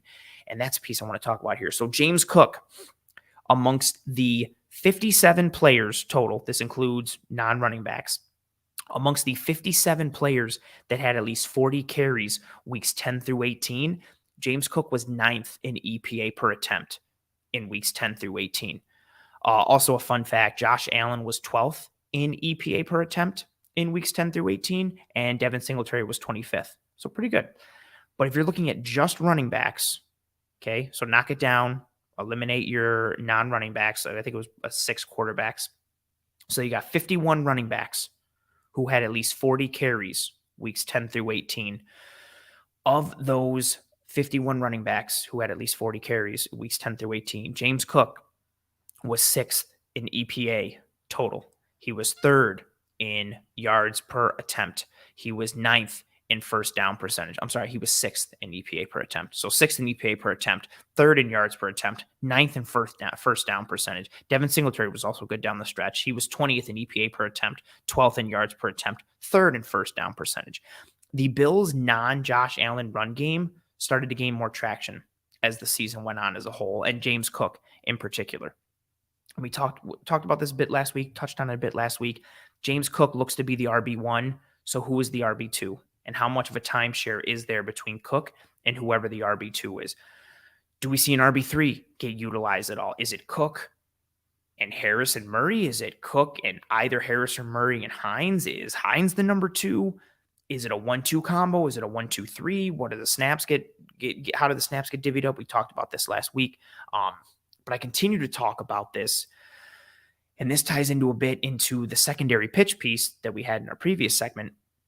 I think you need a run game in today's NFL. I've been saying that you need a run game for the past 2 seasons. I think it's more evident now more than ever with how offenses are starting to swing the pendulum back in their favor.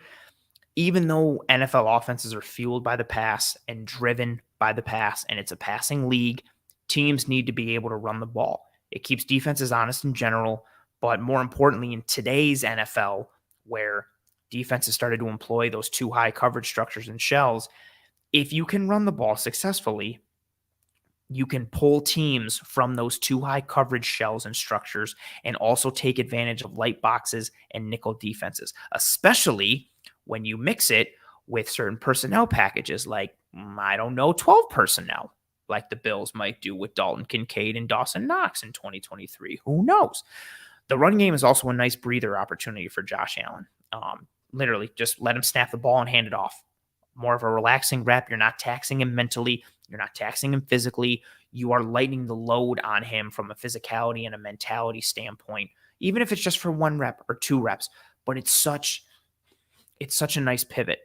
It's such a nice secondary option if you can run the football. It also helps when there's bad weather. It also helps when you have a good passing attack like the Bills do, and teams are built to stop your passing attack.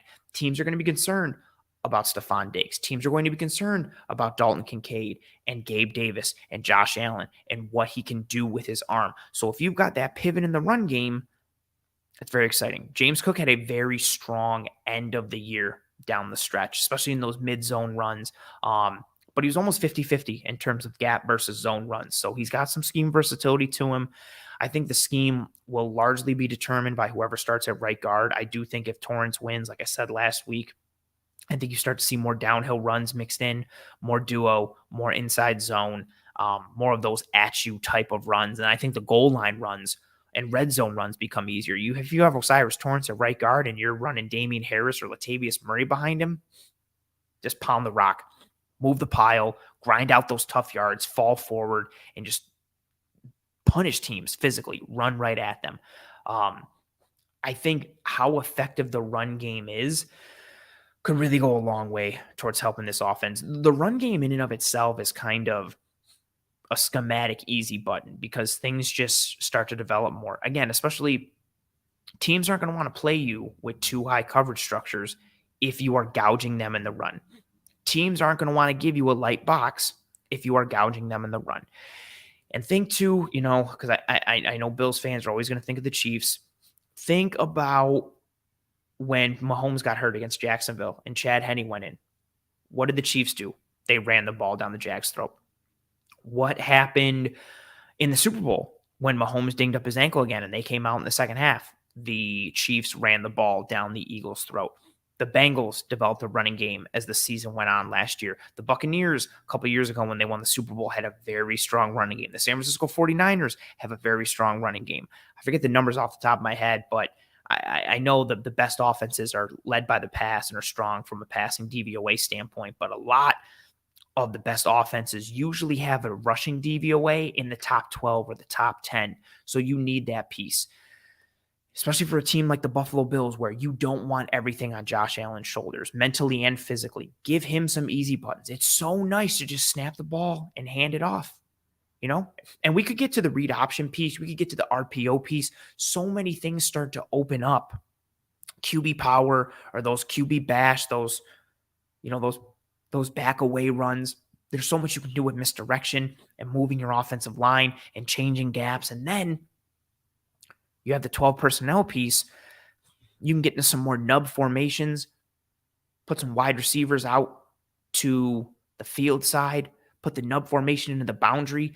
You can get to a ton of different runs off of that. You can get to a ton of different passes. Is the defense going to leave their two high safeties out there? Cool. Run it down their throat. Are they going to bring a safety down in the box? Oh, they are? Cool. Beat them over the top. Beat them with the pass. You're going to leave Stephon Diggs one-on-one on the outside. Like, there's all these formational advantages and tempo advantages and rhythmic advantages if you can run the ball. And I think how effective the run game is and the style of the run game, what kind of run game we see, I think is a big question facing the Bills offense. I think Ken Dorsey and Josh Allen and this Bills offense and any offense in general, but especially one that is so dynamic in the pass and so dangerous with the pass, if you have the threat of a running game and an effective one and an efficient one and one that works, what do? It was such an unfair piece for the Chiefs last year when Isaiah Pacheco and that run game got going on, because I was like, great, how do you stop the Chiefs now? They've got Mahomes and Kelsey and Juju's working out fine. Sky Moore is okay. Valdez-Scantling's okay. But now they're running the ball down people's throats. Like, what are we supposed to do now? We have to honor the run, and we have to try to put numbers into coverage to stop Pat Mahomes. Similar piece with the Eagles. Different type of running game because of the quarterback you have in Jalen Hurts. But what do? Do you put numbers in coverage to stop Devonta Smith and A.J. Brown and Dallas Goedert? Or do you put numbers in the box because they're just going to run some QB pin and pull, or they're going to run a read option, or they're going to run the RPO piece, or they're going to run a QB draw? Oh, you only got 6 men in the box or 5? Cool. We're going to run it right at you with our quarterback, or give it to Miles Sanders, or this year they'll give it to Rashad Penny or DeAndre Swift.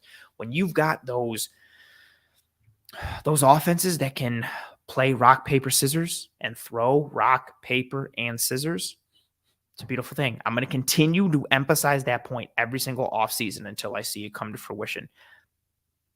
It'll be very exciting. And then as AK Cash says, imagine the shifts and the motions with Kincaid that leverages strength against the D. Yeah, then you can start playing games with the defense. Different shifts, right? Different motion, whether it's, kind of orbit motion, maybe you're going with jet motion, or just a formational shift. You come out and you line up in a 2x2, and then you all of a sudden, shift into a nub formation, or you shift into a nub with some trips, or you're in a 2x2 and then you shift out and it's full spread and Cook is in the slot or Cook is out wide. Like, you can do all these pieces Or again, go from a more exploded view from a spread look and then condense and shift into a run look and run it down a defense's throat. Like defense is going to see, they're looks like they're about to be in spread. Let's get our nickel package out there. Nope, come to the line, check, shift into a single back formation, run it down their throat, run it right at them, whether it's with Josh Allen or with James Cook, who, like I mentioned, had a really strong end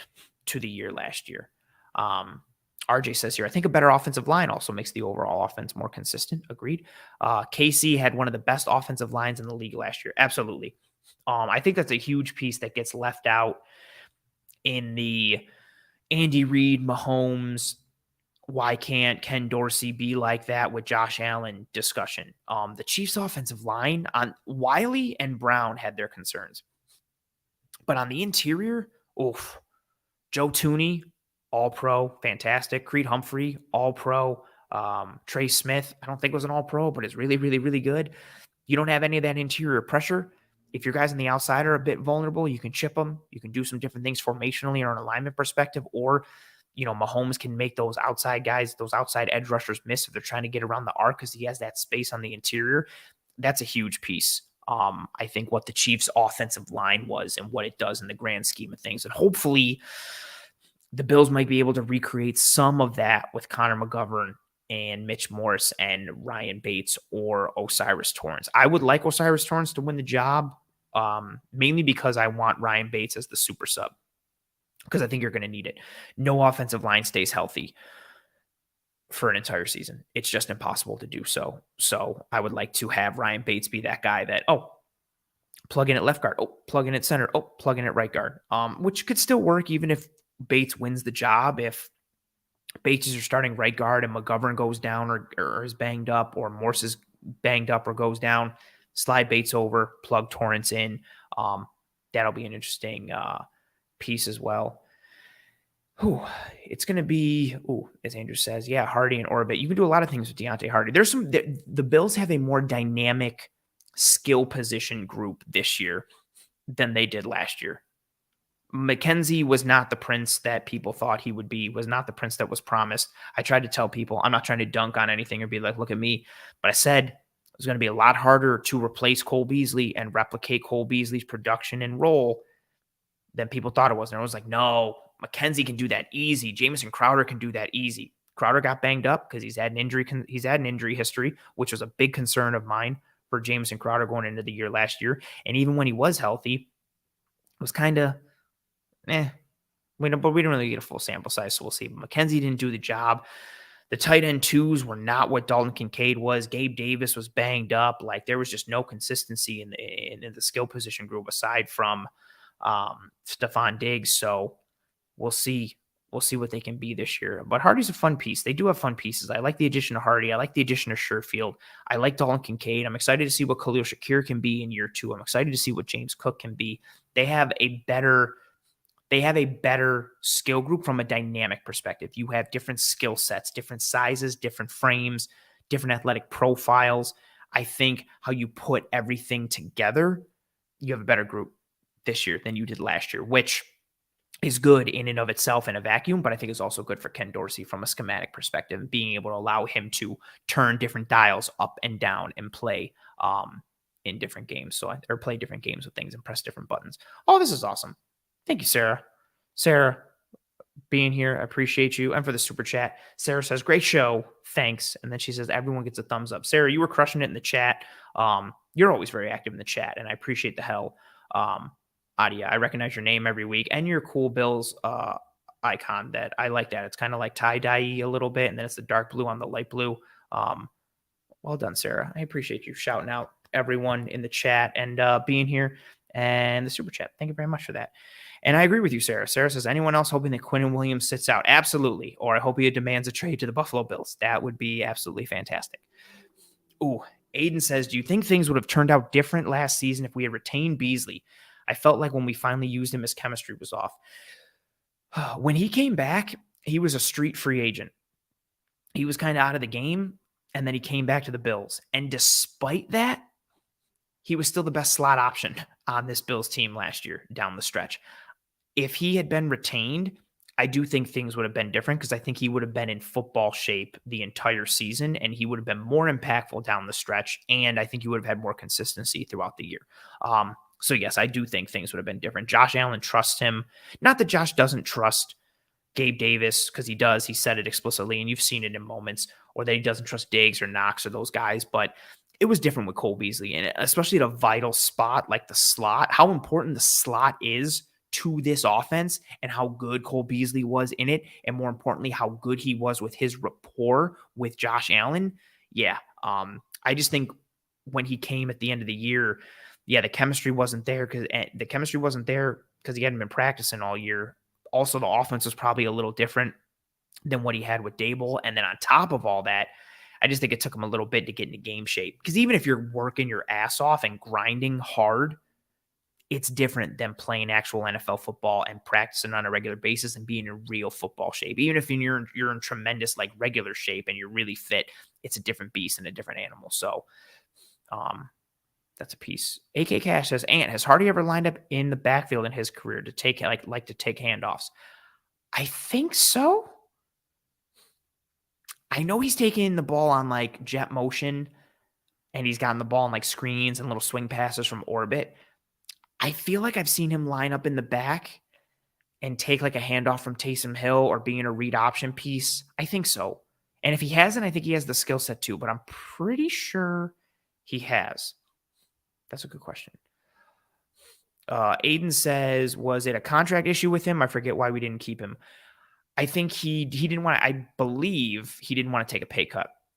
And so Brandon Beane said, cool, feel free to test the free agent waters and see what you get. And then he signed with Tampa. Things didn't work out there. He left Tampa and was kind of just chilling and then wanted to come back. They wanted him back. Boom. I think that's what happened, but I could be wrong.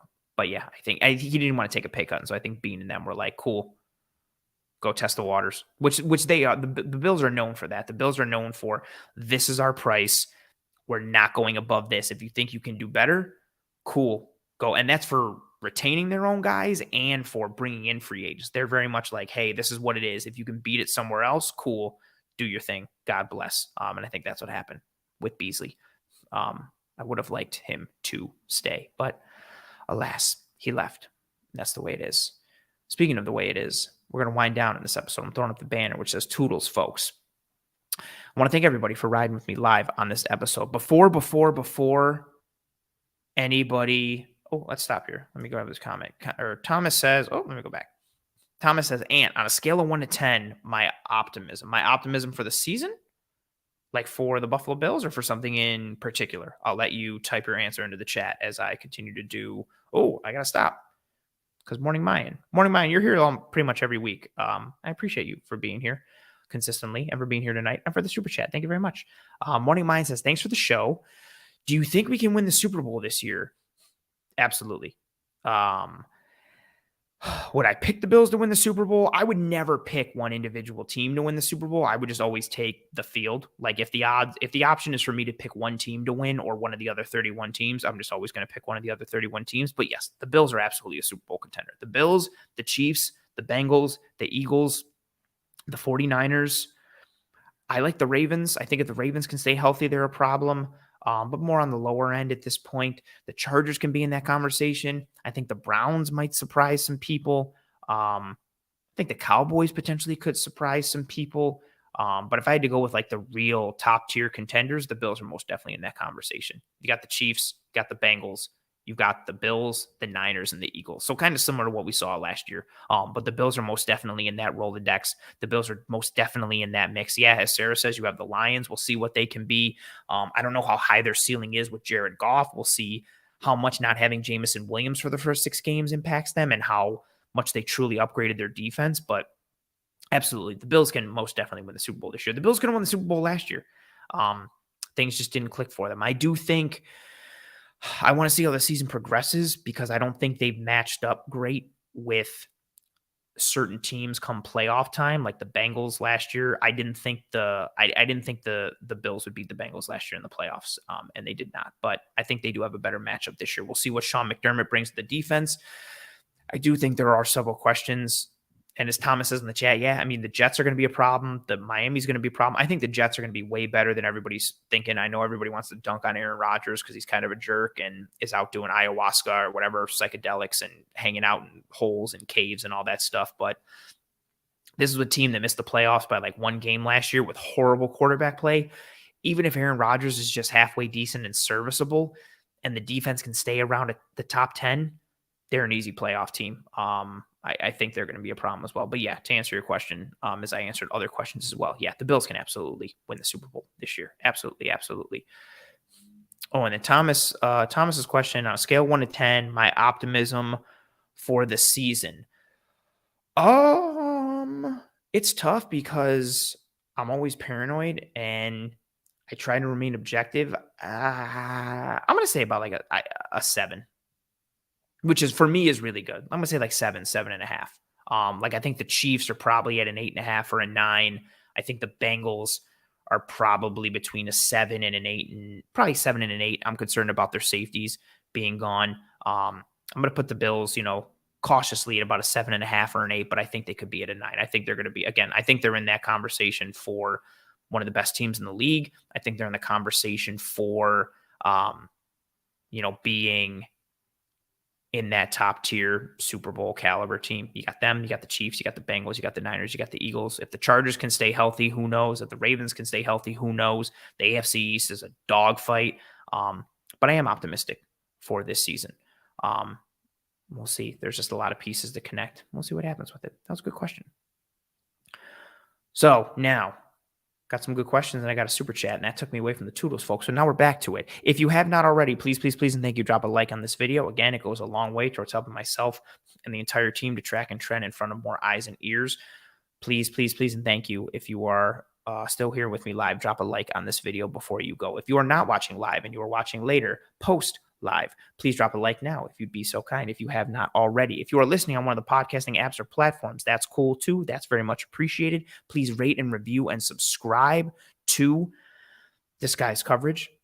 Give a rating and a review on Spotify or Apple Podcasts or whatever podcasting app or platform you are listening to this on. Again, if you're on one of the audio platforms, podcasting apps, please subscribe to Disguise Coverage there. If you are watching here on YouTube, please subscribe to Disguise Coverage here. And drop a like on this video. Go get yourself some One Pie Pizza. It is the best pizza in Buffalo, New York. You can find the online menu in the episode show notes, whether here on YouTube or any one of the podcasting apps or platforms. So go get yourself some One Pie Pizza. Drop a like on this video. Subscribe here on YouTube. Subscribe to the podcasting apps or platforms. Walter, I appreciate your comment. I normally don't like to bring up positive comments for myself because I think it's corny, but Walter put a lot of creativity in this one, so I like it. Walter says, great show. The ant and tree duo is like a real life Rocket and Groot from Guardians of the Galaxy. One, the brains of the operation, and the other being comic relief. You're a great Groot, Ant. Well done. Well done. Well done, Walter. I appreciate that comment. Thank you very much. That was very good. And then a question here from Steve before we leave. Steve says, what is the biggest improvement the Bills have made so far in your opinion? Oh boy. Guard. I think McGovern is a significant upgrade from Saffold. I think at worst, Torrance and Edwards give you really good depth, but Torrance can be a starter for you. I'm going to say guard. Tight end could be a secondary one just because I think Kincaid is a bigger upgrade than any of the tight ends they had last year. No disrespect to Quentin Morris and Tommy Sweeney. But just because of all the moves they made on the interior, I think the interior offensive line has been heavily fortified. And I think that's the biggest improvement because they've reinforced it from a starter perspective, but also from a depth perspective. I wish they would have also done that to the tackle position because I'm a bit concerned. Not great, but fair enough. I hope you and your family and friends and loved ones are all doing well and staying safe. Be kind to one another. Take care of one another. Thank you to everyone who joined me live here on this episode. It's always awesome. Again, when I say it every week, when I'm solo on these shows, I appreciate having all the engagement in the chat, the back and forth with each other, and the back and forth with myself. It makes me feel like I'm not alone. So thank you very much for everybody who rolled with me live. Thank you very much to everybody who dropped a super chat. Sarah, Morning Mayan, The Tree, Jessica. I think that was everyone. If I'm forgetting anyone, I apologize. If you had a question that I did not answer or something else that you want me to answer, please go ahead and drop that comment into YouTube once this episode is loaded up in the next 5 minutes, or once I actually end it in the next couple here. Put your comment on the episode page right there. Or if you have Twitter, find me at pro2_ANT. That's pro2_ANT. Get at me on Twitter, DM me, tweet at me, whatever have you. I'll answer your stuff on Twitter. Thank you very much to everybody. Thanks for all the conversation, the back and forth. Appreciate you, RJ, for the kind words. Appreciate all the other kind words from everyone as well. I'll see you next week live Tuesday, 9 p.m. Eastern, for another episode of Disguised Coverage. And until then, hope you all do well. Godspeed.